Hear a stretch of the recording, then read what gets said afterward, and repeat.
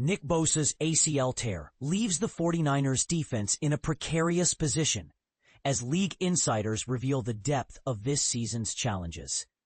The 49ers defensive end, Nick Bosa, is sidelined for the entire season after suffering a torn anterior cruciate ligament, ACL, in his right knee, according to Monday's reports.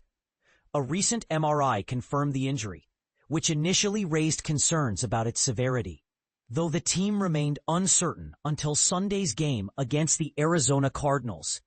The source emphasized that no other ligaments were damaged, suggesting a straightforward surgical repair and a potentially swift return. This marks Bosa's third serious knee injury in his NFL career, following a 2020 season where he tore his ACL and meniscus in his left knee, ending his campaign after 2 games. In 2015, he underwent a partial ACL repair during his senior year at St. Thomas Aquinas in Fort Lauderdale, Florida, highlighting his history of knee surgeries. Bosa left the game in the first quarter after being overwhelmed by a double-team play, limping back to the sideline and receiving attention from trainers. He eventually signaled his readiness to return with a thumbs-down gesture, only to be ruled out after halftime. As Bosa turns 28 next month, he finished the 2025 season with 2 sacks, 2 forced fumbles, including one that sealed the Week 1 win against Seattle, and 17 tackles. 4 for a loss of yards and 3 quarterback hits, his 64.5 career sacks, 5 Pro Bowl selections, and 1 first-team All-Pro nod underscore his impact. Defensive end Bryce Huff, who criticized the injury's impact, said, "It's heartbreaking to see him struggle so much."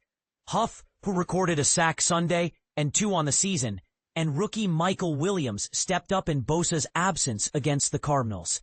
6th-year veteran Yetur Gross-Matos, who has been playing well despite a knee injury, limiting him to 2 days. The 49ers have already been playing without quarterback Brock Purdy, tight end George Kittle, and wide receivers Brandon Aiyuk and Jauan Jennings, entering Week 4 against the Jacksonville Jaguars. Bosa's previous injuries have been a recurring theme.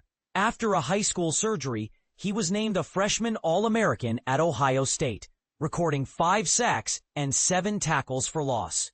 In 2021, he rebounded with 15.5 sacks and a career-high 21 tackles for loss, starting all 17 games.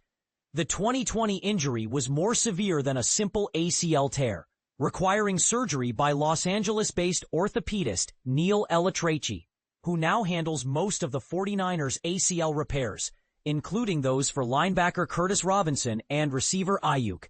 Matt Barrows, the 49ers senior writer, notes that Bosa's resilience has been a key factor in his recovery.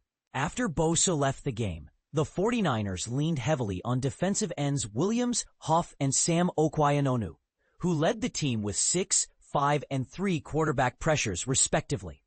The 49ers also utilized Gross-Matos, who had spent most of Week 1 and 2 as a defensive tackle, as a defensive end. The team could elevate one of 2 defensive ends from the practice squad, Robert Beal Jr. or Trevis Gipson.